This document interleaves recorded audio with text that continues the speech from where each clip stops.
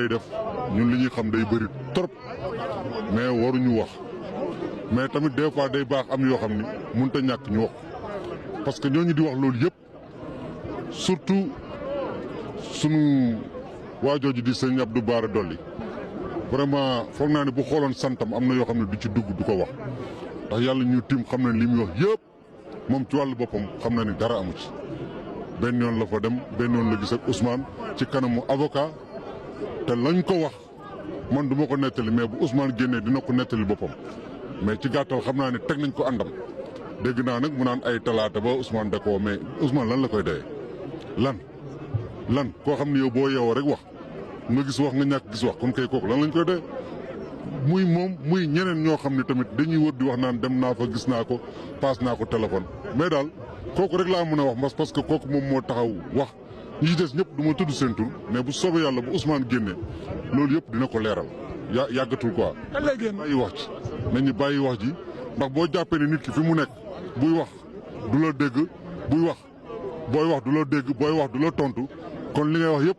dalaa neex rek ngay wax mais li ñuy wax yëpp dara amu ci. et dama ciy profité di wax surtout que fan yii li ñuy alimenté nañu xam ne léegi Pastef dafa am maturité léegi parti bi dañoo mûr magum jëmm lañ ñëpp mën nañ nekk président kon bu ñu toog di wax waxi ay Sonko Diomaye ay kii nee na dañuy dialogue kii nee na duñu dialogue xam nga loolu ay waxi dof la te damay wax militants yi nañu attirer seen attention ci loolu bu ñu dugal ci yooyu ñu di ci dugg parce que loolu amul ndax tey foog naa ne ñëpp xam nañ ni candidature bu mun a am muy Diomaye mi fa nekkoon muy Cheikh Tidiane Dièye muy ñoom Birame Souleye muy ñoom Abbas muy Guy Marius ñëpp président moo joxe woon liste ne nañ dem jëli ay fiche kon tey bu yàlla defee ñu am ñaar ba ñett yu ci jàll dañ koy dollee sant yàlla kon nag problème bi du ay Basirou du ay Diomaye du ay Habib Sy du ay Massamba du ay Mademba problème bi mooy nañu wax ak Macky Sall mu respecté datu élection bi leneen lu ci waaye di wax rek da ngaa bëgg wax kon je dis encore militants yi nañu bàyyi li ñuy ñiiroo ak ŋaayoo nañu nekk responsable yooyu ci pouvoir bi lañ ko xamee woon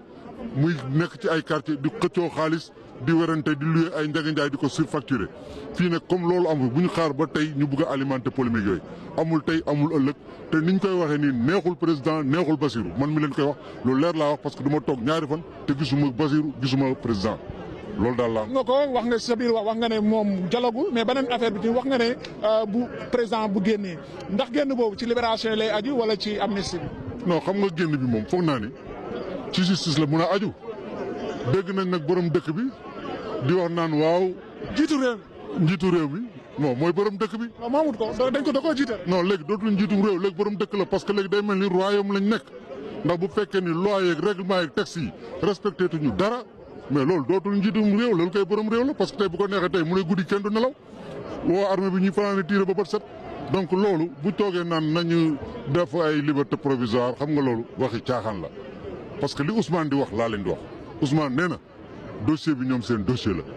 ñoo wax ba dugal ko fa ñoom ñooy wax ba génne ko fa comme nag ñoom ñoo nekk ci tànk génne ko ñu ngi ne tekk den xool ba buy génn ñëgal ko ni ñëpp ñu ñëw sargal ko ziyaare ko mu génn ak jàmm li muy doon kay nee naa nañ ko laaj borom réew mi moom mi doon wax naan na def liberté provisoire xanaa kay dina actionné procureur am actionné ministre am ne leen kay bind leen papier jox ko loolu daal nee naa la ñoo ko fa dugal ñoo koy génne seen dossier la. Merci beaucoup.